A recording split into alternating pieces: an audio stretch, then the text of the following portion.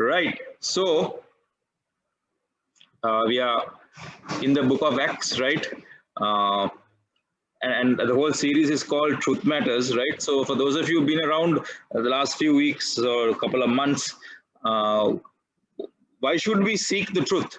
What's the significance of seeking the truth? Anyone? Why should one seek the truth? Hello? It will set us free. To set us free. Yeah, and when we are set free, what happens, right? So see, we have discussed this few weeks back. Just a quick recap. There are a lot of truths in the world, and that becomes good information. Like example, which COVID vaccine is good for you? What are the pros and cons of something or the other, right? What are the statistical evidence of something, right? So there are a lot of good information, and those are all good truths. There's nothing wrong with those truths, but some truths, as we learn, as we let it absorb into our lives, they actually change us from the inside out, right? So we have to ask ourselves, as we are all truth seekers, right? Where do we spend most of our time seeking, and what? Truth that changes our lives, or truth that is, yeah, fantastic information to know. Yeah.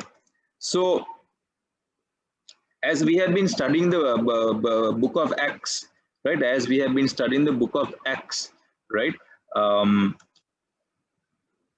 if you may have noticed that, in certain parts of Acts, you get this very big picture of the church, right? The very lofty, like long-term strategic thing of what Jesus intended the church, his church, to be like, right? So you see this massive landscape, right? Or artist drawing this and saying, this is what this picture ought to look like.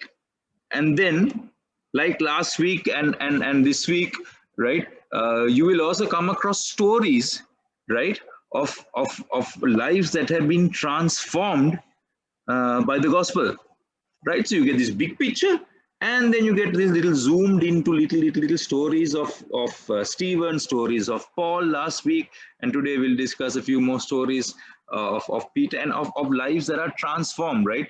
So in a sense, right, the book of Acts gives us this end-to-end holistic view of who God is and what God is trying to do with his church. In a sense, he is also painting a picture of what the church ought to be like in the world. And this picture is not finished. It's an unfinished picture, right? Which you and we have been discussing this for many times since we started this book of Acts, that it is the unfinished work of all the apostles, right? That you and I are expected to carry out whilst we are alive on earth, right? So the unfinished work of God through the saints, that is you and me, is what is going to make this come alive, right? So all of us, you and me both, are expected to play a role, right? Expected to play a role in making this picture complete. You agree, right? So it is not just Paul did something, Simon did something, Peter did something, Stephen did something. It's not only about those characters. It's about all these characters on this call right now, right? You and I are also expected to play a role. Now the question, critical question for you today is, and me, right? If you are a church, right? Are you a consumer of church? Meaning you consume services, you consume fellowship, you consume Bible study, you consume worship, you consume whatever all the activities that a church will do, or are you a church contributor? This is a serious question for all of us this evening. Are you a consumer of church and Jesus Christ, or are you a contributor to the furthering of the gospel of Jesus Christ? Because that's the critical, what shall I say, challenge that all of us are facing today. And the question will remain, what are we going to do about it? Yeah, just to draw some examples. Anyone knows what this is? Apart from it being a ship. Any guesses? If you look closely, you all might get it. Anyone? Kind of cruise ship. Symphony of the Seas. Yes, Symphony of the Seas, Ashan, thanks. Right, so it's one of the world's largest cruise ships, right? I mean, I don't know, I've never been on a cruise. I don't know any of you have been or been close to one at least, right? So these are massive monsters on the sea. You get the different Caribbean, I think there's one called the Sea of the Caribbean or something, right? So you get plenty of these massive cruise liners, right? Now here, just some statistics for you if you are planning, anyone is planning a cruise, right? On approximately in these cruise ships, right, these big liners, you get about 6,000 plus passengers in one cruise.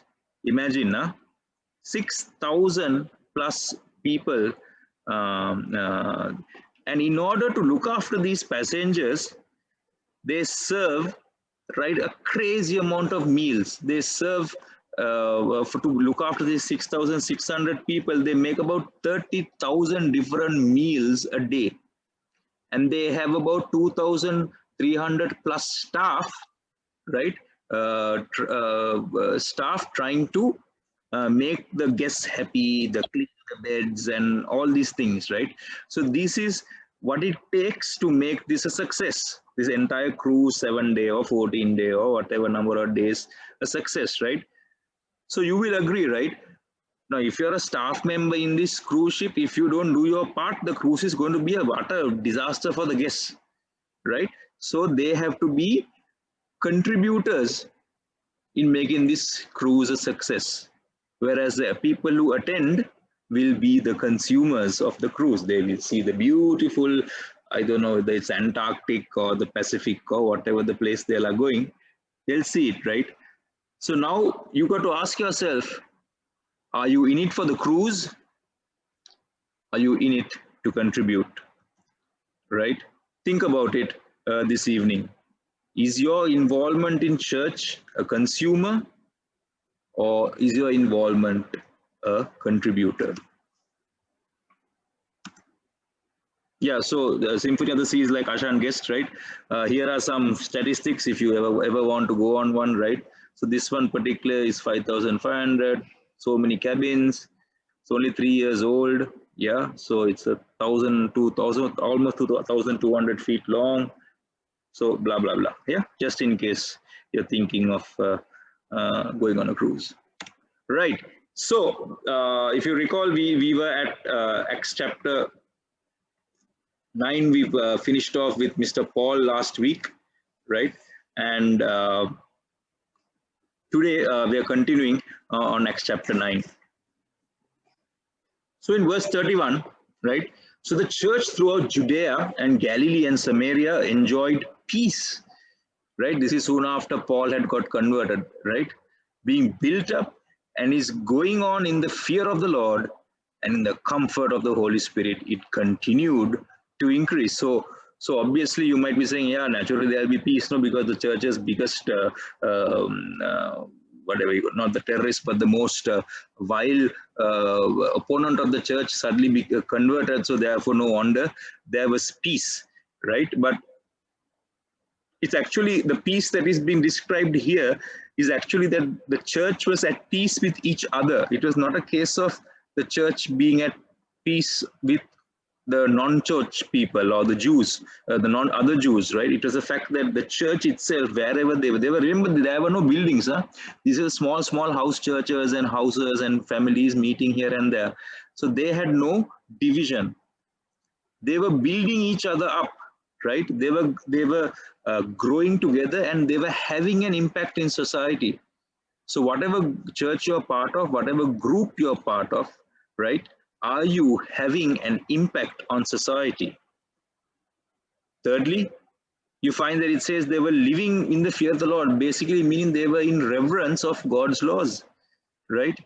There was holiness. When people saw each other, they saw this Christian lot, they said, oh wow, That's a holy lot, right? So therefore, clearly, there was something different about them. And finally, they were having this unexplainable peace, which is the Holy Spirit living inside them. So therefore, whatever happened on the surface, on the physical realm, they didn't seem to be affected by it. So this is a picture, one of those big picture moments in Acts, like I said earlier, where you see this is how the church, and therefore at the bottom it says it continued to increase, right? It continued to increase, right? So this is a big picture that is being painted in verse 31, right? So therefore today we are going to discuss the next 10 verses or so, right? And we're going to talk about how we can lift someone up in our lives today. And how do we do that? We need to do two very simple things. We have to evangelize and we have to encourage. Evangelize and encourage, right? And that's the theme that we will discuss today, right? So let's move on. Acts 9:32, right? So as now Peter is traveling, so he's traveling through all these regions. He came down also to the saints who lived in Lydda, right? There he found a man named Aeneas who had been bedridden 8 years, for he was paralyzed. Now I have an interesting question for all of you. Who are saints? Who are saints? Anyone wants to have a crack at it? Who are saints?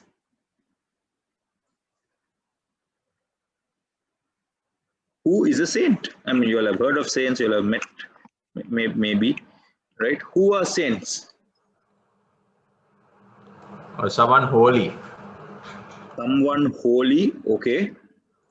Even after they're dead, like they still sort of kept up as a figure to follow or think about.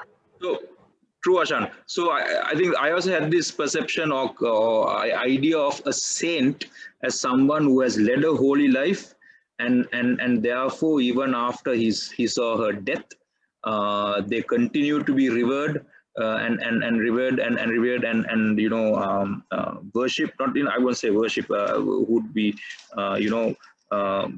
valued as someone who whatever they did on earth, right?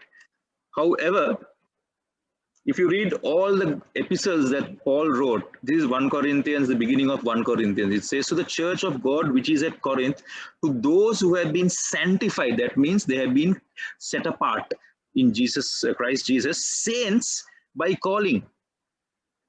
Now, if you notice here, there is no talked about death or people who have died. These are people who are alive. Saints by calling, with all in every place call on the name of our Lord Jesus Christ, their Lord and ours. This is how he addresses the church in Corinth, right? If you, I'll just put down 4 examples, beginning of Romans, beginning of Ephesians, Philippians and Colossians. Every time Paul writes, if you see, he'll say to all who beloved in Rome, called as saints. To the saints who are at Ephesus, to the saints in Christ Jesus who are at Philippi, to the saints and faithful brethren in Christ who are at Colossae, right? So this understanding of saints is not necessarily people who have died, but also people who are alive. And they were very much alive when these epistles were written. So technically, Ashan is very right in saying that those people who have led holy lives, and you and I are expected also to be saints, right? You and I are also expected to lead holy lives and be saints. Now, somebody being given a sainthood, like a knighthood, is a different matter. That's something that I suppose we humans have put together, right? What you and I are all expected to be saints, because just like the people in Rome, in Rome, in Ephesus, in Philippi, and in Colossia, think about it. Will people look at your life and say, ah, saint so and so, they are a saint? And you might say, oh my gosh, I don't want to be known as a saint. But think about what God wants and think about what you want. What would you opt for? Yeah. So like I said, right, I really hope that this group that you guys, that we meet, right, we become a group of saints, not to put ourselves on a pedestal and say, oh, we are so holy. No, but we choose to be holy because God is holy, right? We choose to do the right thing because God demands that from our lives, right? So therefore, the simple question today is, does your talk match your walk? Right? What comes out of your mouth?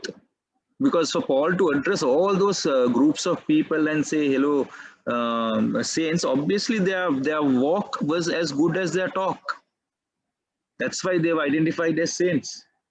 Does your talk match your walk? Right? Because in 1 John chapter 2 says, by this we know that we are in him. The one who says he abides in him ought to himself walk in the same manner as he walked. So if we say we are Christians, if we say we are believers, if we say we are a part of a church, people ought to naturally identify ourselves, us as saints. Not just the ones who have died, but even today, you and I. So what is your understanding of saints? Because scripture throws out something slightly different. Yeah, so Lydda or Lud as it calls today, right? So this is, I've just pulled out a map, right? So it's not too far away from Jerusalem, right? It's in today's context, Tel Aviv, the capital of Israel, right? And it's so they were in Jerusalem. Now he has moved a little going up to Lydda, and today we will find that he also ends up in Joppa. Joppa was a port city, right? So that's where all this today's story happens, right? So if you ask today what's the most attractive thing in Lydda, is the Ben Gurion Airport, right? It's a massive airport in that part of the country, right? So if you want, you can actually fly in there if ever you travel to Israel, right? So he was traveling through all these regions, right? And Aeneas, right, who had been bedridden for 8 years. So the man can't walk. Huh? He finds his man Aeneas who is totally paralyzed, and he's been stuck on a bed for 8 whole years. Imagine, huh? So Peter tells him, Aeneas, Jesus Christ has healed you, heals you. Get up and make your bed.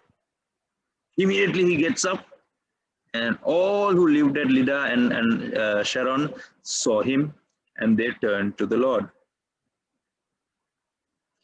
Now tell me, why do you think he said, get up, Jesus heals you, and get up and make your bed? Don't you think that's a bit of an odd thing for Peter to say? Like, because he has been sleeping on this bed for 8 years, and Peter says, get up and make your bed. What would you rather have Peter say? Anyone? In a normal movie scene, what would he usually do or should have done? Walk. Get up and walk. Get up and walk. Yeah, Jesus has made you well, get up and walk. But he says, make your bed. And I was wondering, why would you want someone to do that, right? Now, the make your bed part, right? The make your bed part is essentially to say that, look, when do you usually make your bed? When you get up in the morning, right?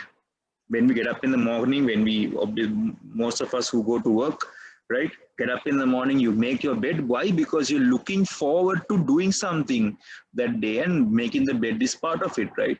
So in a sense, Peter was saying, look, now things are going to start to happen. I have healed you, but that's just the beginning. Now make up your bed and get ready for action.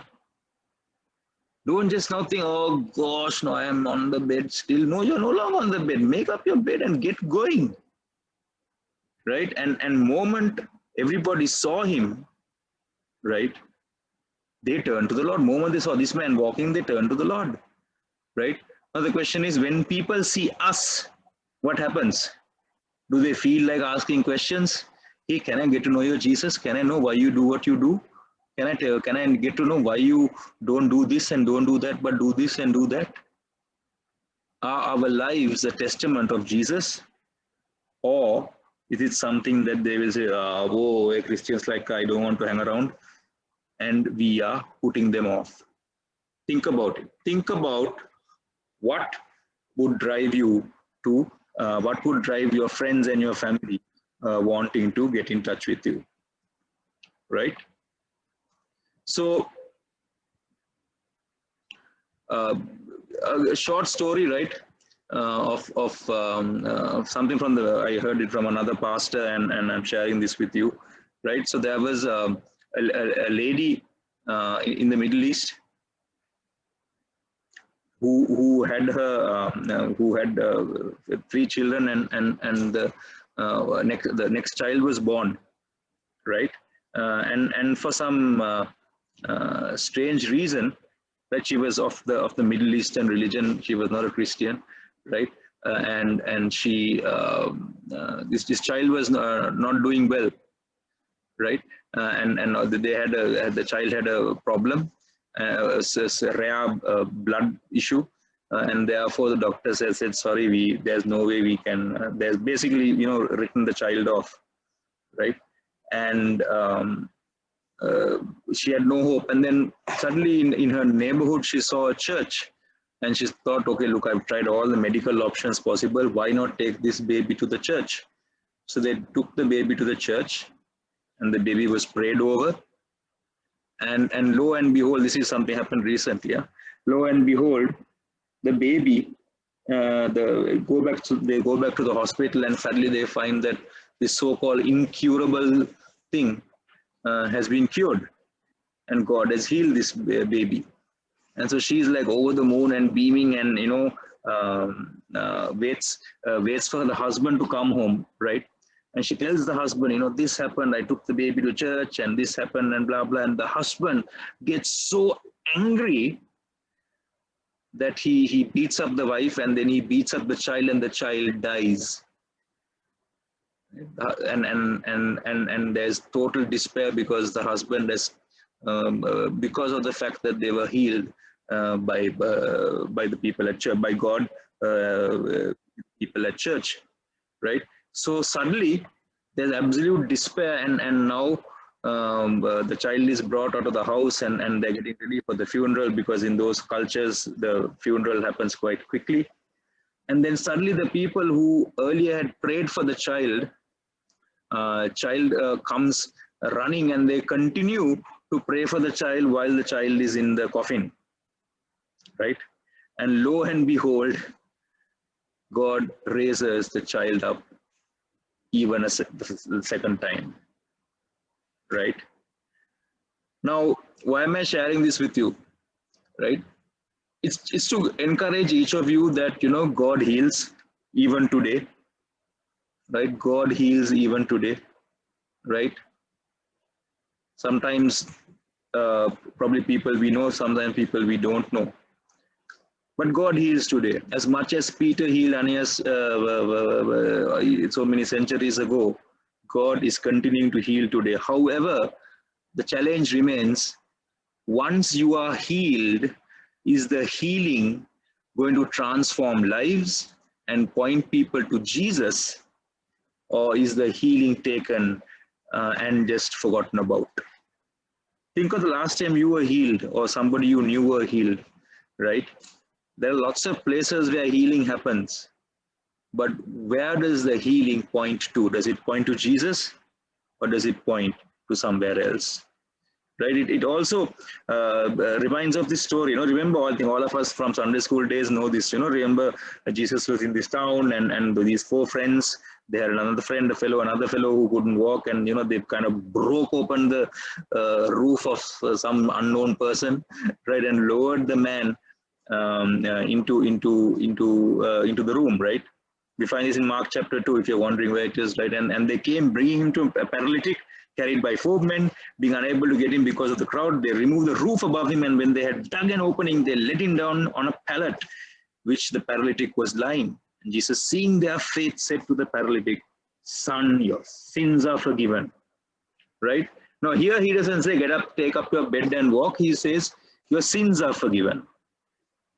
Now, who can tell me why here Jesus chose to say this instead of "Get up your bed and walk"? Any ideas? Any thoughts? What do you guys think? Why did he say, "Son, your sins are forgiven"? Why couldn't he say something like, "Now you can walk, now, do this, do that"? Any thoughts?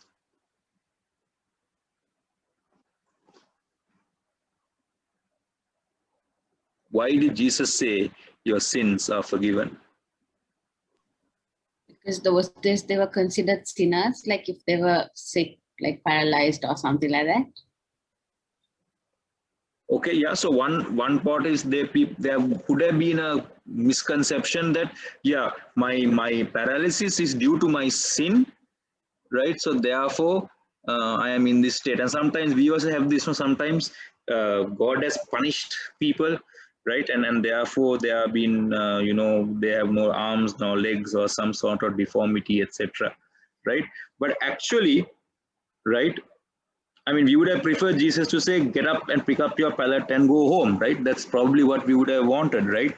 Versus, "Son, your sins are forgiven." Right? This is probably what we want, right? And Jesus asked this from the crowd, which is easier to say to the paralytic, "Your sins are forgiven," or to say, "Get up, pick up your pallet and walk"? But so that you may know that the Son of Man has authority on earth to forgive sins. Right? He just wanted to make a point that, listen, I can give you good news, and I can give you the greatest news ever. I can heal you physically, but I really want to heal you spiritually first. And therefore, he said, your sins being forgiven is far more liberating than your being able to walk. And then he said to the paralytic, "I say to you, get up, pick up your pallet, and go home." Right? Because so remember, for all our lives, you have to ask yourself, right? Am I just seeking God to get a job, to get some material thing, some healing, some money, etc., and then it stops there? Or am I seeking God because I want my entire life transformed? Right? And that's what the point Jesus was trying to make. Right? That I have the authority to forgive your sins, and that is, your healing of your soul is far more important than the healing of your legs. Therefore, now you get up and go home. Right? So our greatest need is our souls to be healed, and not necessarily to get this and get that from God. Right? So therefore, why lift someone up? Right? You must be wondering, why should I evangelize? Why should I help people up from where they are? Because it says in Romans 5:6, right? For while we were still helpless, at the right time, Christ died for the ungodly. Right? We were still helpless. You and I had absolutely no hope, and yet Jesus died for us. Right? So now the challenge is not actually about us, but I want all of us to today, if you have a piece of paper, if you have a notebook or something, ask yourself, is there anyone in your life who you feel right now needs help? Think about it. Rack your brain. I don't think you need to think too much, because I'm sure there are people in your life who need the touch of God. It can be you, it can be someone else, but write that name down somewhere, right? Because Christ has died for you and has died for that person whomever you're thinking right now.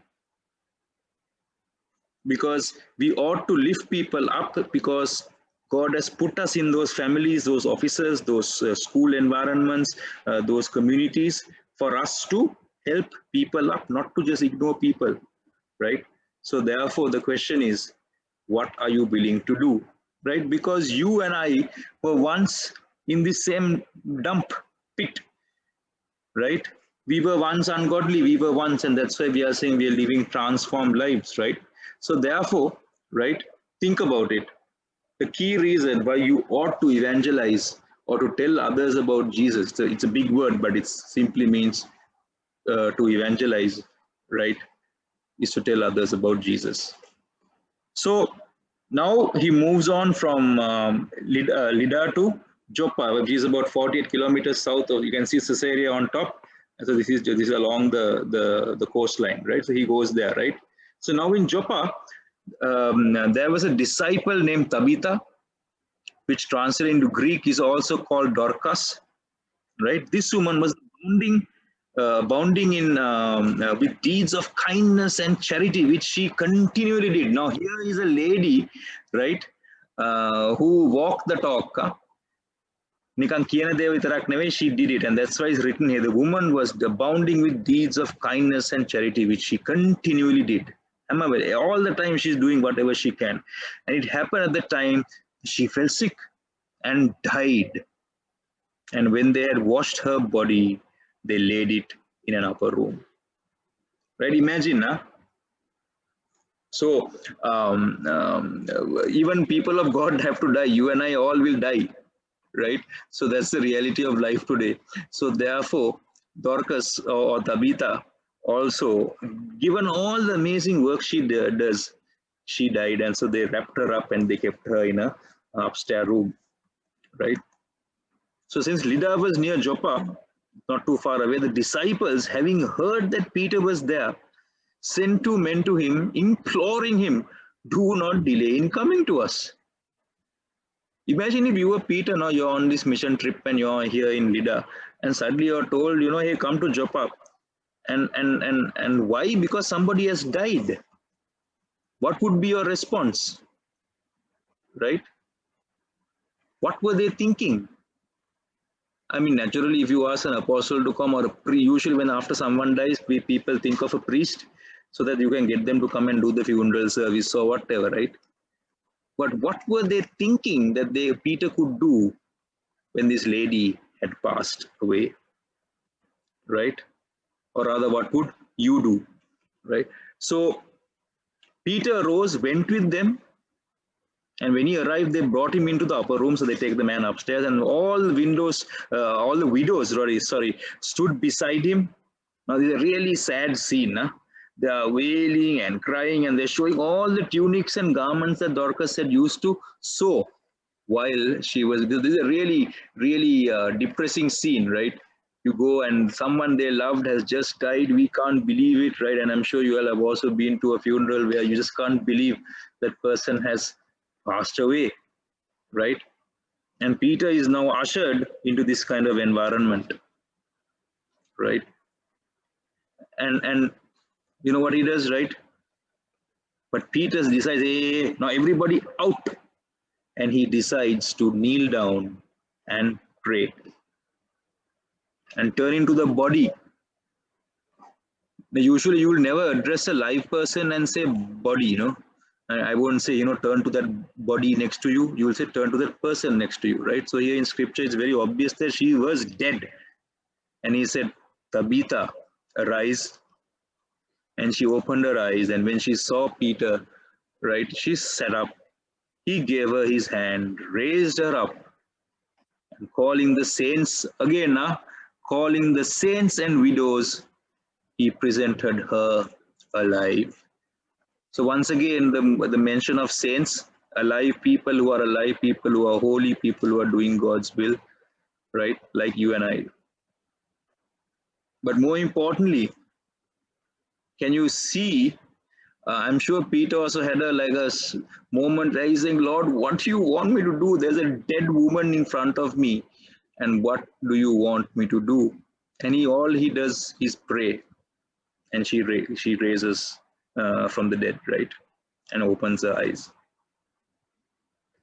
Now, this is the kind of encouragement and evangelization that you and I are expected to do with people around us, right? We may not raise people from the dead, or maybe we do. But the question is, do you and I desire to lift people up who are around us in our lives? Or do we just ignore people saying, I have no time for so and so, I have no time for so and so, right? I'm only busy with my life and my family, and I need to get on and get them sorted. So everybody else, I really don't have the time for, right? Can you lift someone up today? Think about it in your own life. As much as Peter raised her up, it was not actually the raising from the dead, but more importantly, his total, he just couldn't say no. I mean, but we are generally very good at saying no. No, I'm sorry, I'm busy. No, I'm sorry, I have this, I have that, right?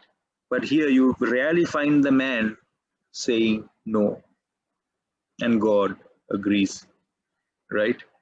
So remember, when a fellow saint is down, right? Sometimes we are very nasty, when sometimes one of us are down, and we know why that person is also down, because she went and did this, or he went and did that, and that is why he is in this mess. It may be due to his or her own doing, or maybe it is not. Regardless of why something has happened in their lives, you and I have an obligation to help them out. Do you have that same compassion, that empathy to lift someone up?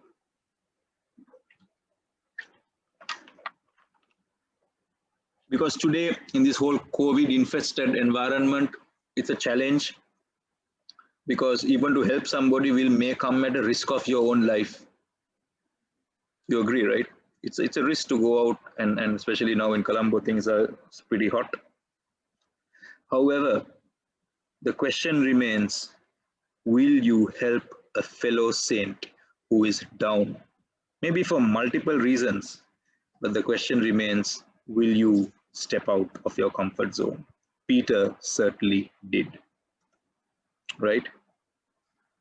This guy called Ray Stedman, in this article called "The Cure for Death," you can Google it. It's there, right? It says something can interrupt the progress of a spiritual life, which is beginning to blossom, to flourish and bear fruit, to grow and minister to others. Some circumstance, some event or experience can interrupt and change it and cause it to die. The person loses that zeal, earnestness, and eagerness, and becomes cold and hard, indifferent and unconcerned, bitter of spirit. Do you know anyone like this? He literally is like someone dead. Right? I have seen people, when things happen, when you lose a loved one, when you are rejected by you, people go into a shell. Maybe some of us are like that. We go into a shell. We don't want to talk about it, and then little by little we draw away from crowds. We draw away from people, relationships, and finally you draw away from God Himself. Right?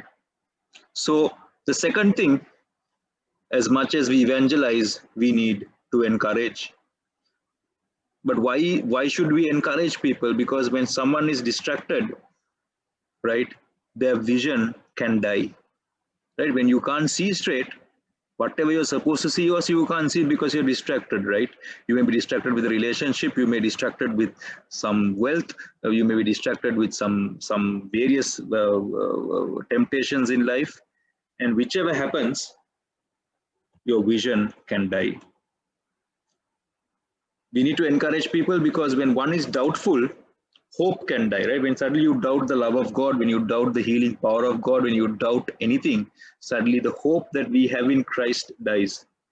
Sometimes some of us are disillusioned, and therefore our zest or zeal for life can die over a period of time, sometimes overnight, right? And when one is disobedient, right, our testimony also starts to die, because we have no more testimony to give. Think of the last testimony each of us gave. How many months was it ago? How many weeks? How many years?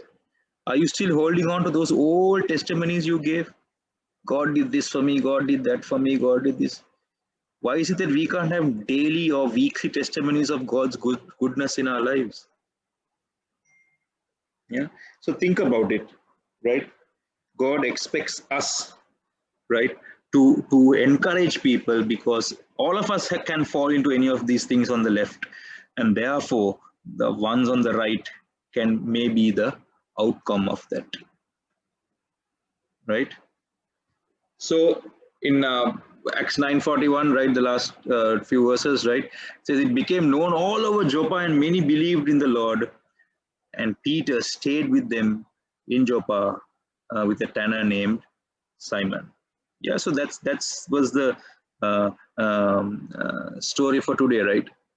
So you might ask, so how do we get about and why should we encourage each other? Another aspect of this you find in 1 Thessalonians, it says, therefore encourage one another and build up one another just as you are doing. We urge you, brethren, admonish this unruly, encourage the faint-hearted, help the weak, be patient with everyone.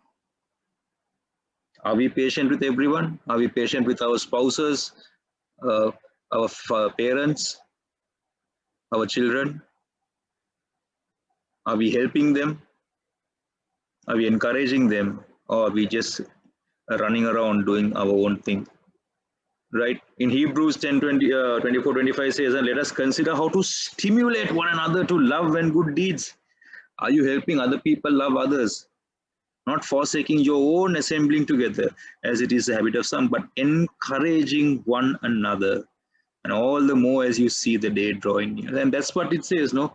We are all doing this. Why? Not because we are going to get some kick out of this, but the fact that as we do these things, our wait for Jesus' second coming draws near and near. Right? So, and finally in Ephesians, right, 4:29, it says, do not let any unwholesome talk come out of your mouths, but only what is helpful for building others up according to their needs, that it may benefit those who listen. How many of us are guilty of gossiping and bitching about in church affairs, behind people's backs, passing comments, passing judgment, passing decrees and various things behind the backs of various other church people, other saints? That's what Ephesians 4:29 is talking about. Let's not do that. Don't let any unwholesome talk come out of your mouths. If you're saying something, make sure you're encouraging somebody in your life. Yeah, so to wrap up, let's evangelize and encourage, because that's two ways in which we can lift each other up, all of us on this call and anyone else that you may know in your life, right? Because, right, it says in 1 Thessalonians, this is the verse that you ought to remember if you want to encourage yourself and anyone else, right, on why we should be waiting, right? It says, but we do not want you to be uninformed, brethren, but those who are asleep, meaning those who have died, saints who have died, so that you will not grieve as do the rest of them who have no hope. For if we believe that Jesus died and rose again, even God so will bring him to those who have fallen asleep in Jesus. Right? So that's the beauty of dying by knowing Jesus. And today I was, one of our friends died from COVID about 2 weeks back. And I didn't know whether he accepted Christ. And then I got to know that before he died, he had done it. And there was such a huge relief in my mind as I go, oh Lord, I'm so thankful that person, I can reunite with this person in heaven, right? And I was so thankful. Guys, today, COVID is, if not any other time, this is the time to share the gospel. If you want your family members, your relatives, your cousins, your best friends, your school buddies, your office mates, whoever, you want to see them in heaven, please, for goodness sake, share the gospel. Because then you will be asleep in Christ. I mean, we say safe in the arms of Jesus and we write these things on tombstones and whatever. But do you know for sure? We all have to know for sure, right? And therefore, this way we say to you the word of the Lord, that we who are alive and remain until the coming of the Lord will not precede those who have fallen asleep. That means saints who have died. For the Lord himself will descend from heaven with a shout, with the voice of the archangel, and with the trumpet of God, and the dead in Christ will rise first. It's a beautiful picture of what will become of people who have died, and the second coming of Christ. They will rise first, right? So if tomorrow the world ends and Jesus comes back for us, right, you will find that all the people you loved and who have died in Christ will rise first. Of course, not their decaying earthly bodies, but their souls will rise. Yeah, and then Christ will come. Yeah, and then we who are alive will remain, will be caught up together with them in the clouds to meet the Lord in the air. And so we shall always be with the Lord. Therefore, comfort one another with these words. So if you have any friends and family who don't know Jesus yet, today is the day that you have enough reason to encourage them and build them up and lift them up, encourage and evangelize to the people around you. Yeah, because I just pulled out a picture of a cemetery, right? And you go to a cemetery, you will find all these varying. I don't know how many times, how recently you've been to a cemetery, but you realize, right, this is where all of us are going to end up. Our physical bodies are going to end up, right? But we have a long, bigger journey beyond the grave, right? But that all that depends on what we are going to do now with our lives. Don't wait for the, to do the tombstone. It will be too late, right? So the question will remain, can you and I live forever, right? Can you and I live forever? And the answer is yes. We will live forever, not in our current state, but in eternity with Jesus, right? So I really hope that all of us are confident of this fact. Yeah, so a few questions, right? For yourself, what are the different characteristics that you think the church should showcase to the world today, right? Apart from what's there in 931, right? So knowing that Christians are saints by calling, you and I have been called to be saints, right? How should it affect the way you lead your life? Think about it. And finally, right, in your group, in your church, wherever you are, right, through words of affirmation, through a Bible verse, a phone call, a WhatsApp message, right? How can you do this for your family members? How can you lift someone up today?